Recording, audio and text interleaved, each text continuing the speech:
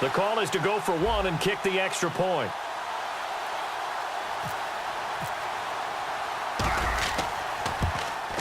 And the 49ers grab a 7-0 lead.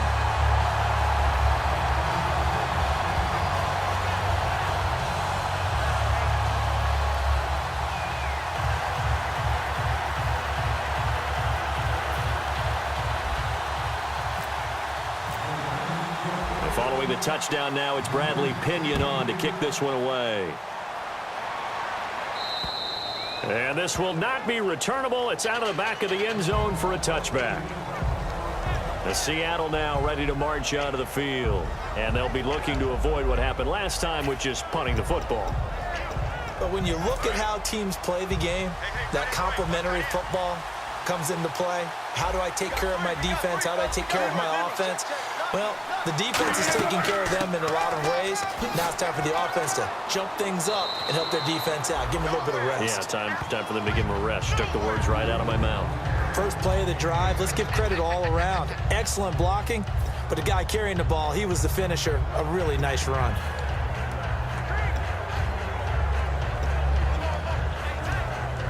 And after the play on the ground, that brings up second down here. Possible run anticipation here as the D-line sandwiches together. On second down, Rawls. And he'll bring it up here to right at the 40-yard line. 8 yards on the pickup there, and it moves the sticks. So many teams want to throw the ball in this situation nowadays, but I love watching a team that has enough confidence to go ahead and run the football. In that situation, that's almost a tendency breaker.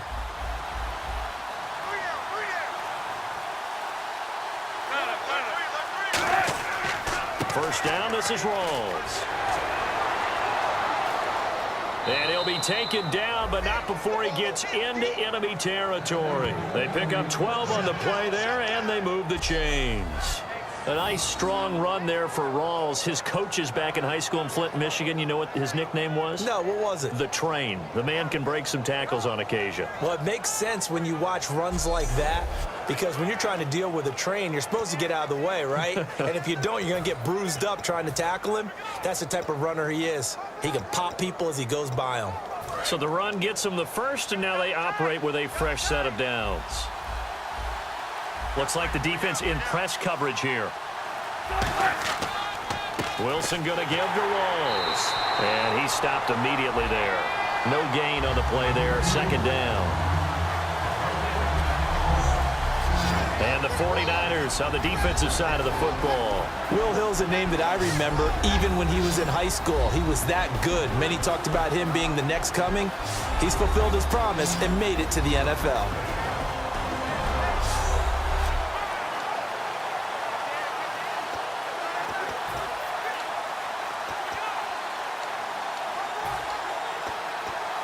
So 2nd and 10 here.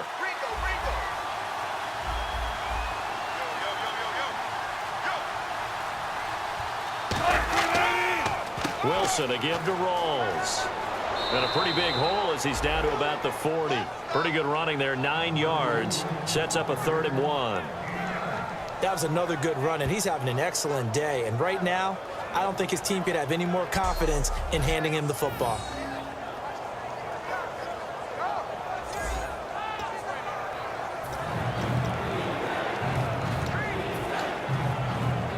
So following the run, we'll see what they do here on 3rd down. And no press coverage here. They are backing off in the secondary. On 3rd and 1, Wilson. Open man, it's Vanette. And he gets it to the 32. Good enough for a first down. 7 yards there. Good enough to move the sticks. An ex-teammate used to tell me all the time, I hate experienced quarterbacks because no matter what, you really can't hide what you're doing. And I think that right there, he knew right away where the blitz was coming from, where his primary guy was going to be, and he ended up going to a secondary target for a nice game. I was just going to ask you, that wasn't the primary target. And he's so good at that, isn't he? I think he knew right away that he wasn't going to get to his primary guy. I think he read that as soon as he got to the line of scrimmage, knew where the pressure was going to come from, and said, I know how to beat that, and that's what he did. They'll run with Rawls. And able to push his way forward here for a good little gain. It's a 7-yard carry to set them up with a 2nd and 3. We are watching a runner having a really nice game. Carrying it very well. Vision is excellent, but boy, look at the help he's getting. Offensive line, I think they're pretty eager to block for him.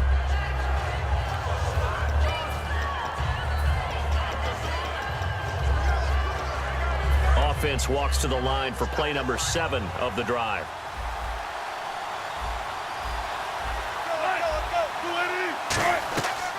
The first carry for C.J. Procise. And he is going to lose yardage here. He lost 2 there, and it's 3rd down. When the defensive line controls the offensive front the way we just saw there, it doesn't allow any of the offensive linemen to leak downfield and get to the linebackers and block them on the second level. You end up with the type of play we just saw. Linebackers didn't have to fight anyone off, didn't have to knock anyone to the side, didn't have to elude anyone trying to block them.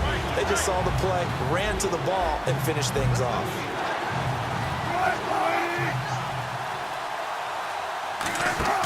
Play action. Now Wilson. Toward the sideline. Did he keep the feet in? Yes, he got them both down, says the side judge, and that's good enough for a 1st down. I don't care how many times you tell the story, it never loses its luster for me. Doug Baldwin, undrafted out of Stanford, and plays like a #1 receiver should in the NFL. I don't care how you cover him. I don't care that his size isn't great. He's the one that typically comes up with the football. Absolutely. His roots go all the way back to Gulf Breeze, Florida, where he's from, right on the water near Pensacola, and then, of course, to Stanford, and, boy, he's been good. From the red zone now, here's Wilson on 1st down. That is caught at the 7. And he's going to be brought down just shy of the 5 at the 6. And there, the man coverage not good enough, partner, and they're able to complete the pass. Excellent recognition of the man coverage, and they found the guy who could win downfield. Long drive. The defense just cannot seem to catch a break and get off the field.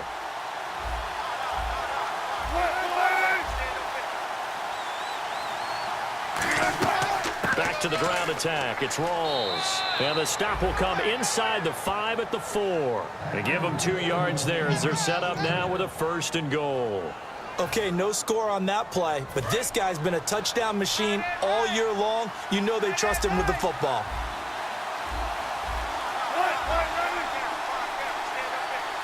From the 4-yard line, it's 1st and goal now. This is Rawls. And he's going to get this back to the 3-yard line and no further.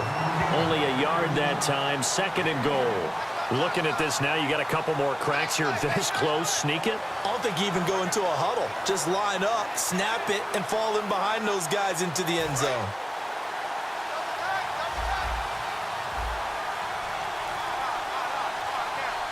And now the 49ers signal for a timeout defensively. They'll have 2 remaining as we step aside here in this 1st quarter.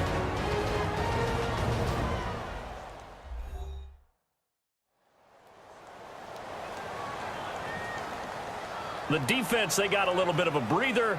Now they're back and set as we resume play.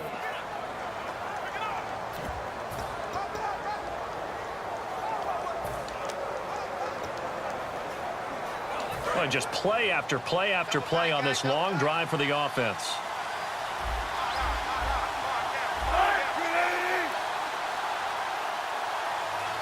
Second and goal as the offense looks to try to punch it in. And he's going to get this back to the 3-yard line and no further. No gain on the play there. They're going to need to come up with something better here on 3rd and goal. 2 straight shots on the ground. Now on 3rd, do you go to the air? I think the possibility exists, and if you're doing it, you're probably going play action since you ran it twice. But I often think that 2nd down is the time you go play action and throw the ball. I say commit to the run and think about it being 4-down territory.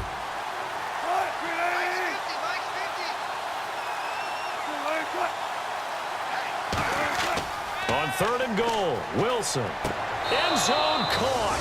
Touchdown, Seattle. Jimmy Graham, his 11th touchdown of the year. And the Seahawks just an extra point away from tying this thing up.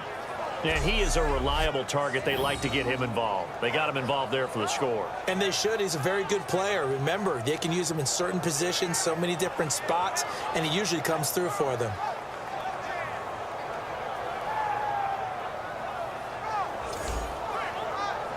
Stephen Hauschka for the point after.